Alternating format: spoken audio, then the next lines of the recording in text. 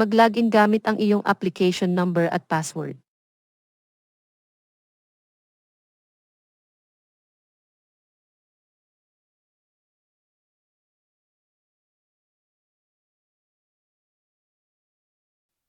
Pindutin ang enrollment confirmation.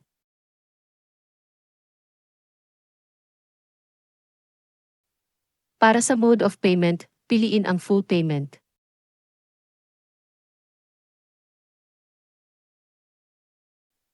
Pindutin ang box na ito. At pindutin ang Submit Enrollment Confirmation button. Kapag nabasa mo ito, ikaw ay nakapag-confirm na para sa iyong enrollment slot.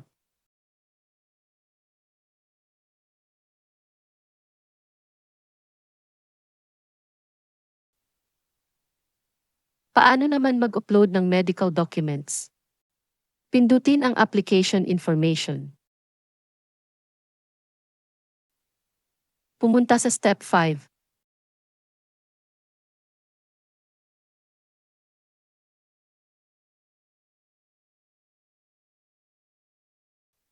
Huwag nang pansinin ang section na ito.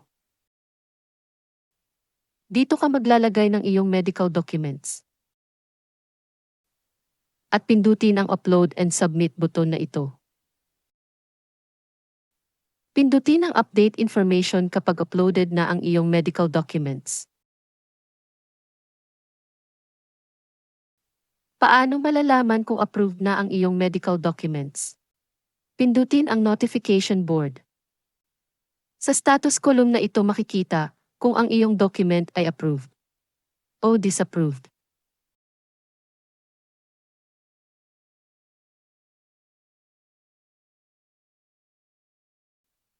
Kapag approved na ang iyong medical documents, pwede ka nang magtuloy sa Step 2 ng iyong pass slip.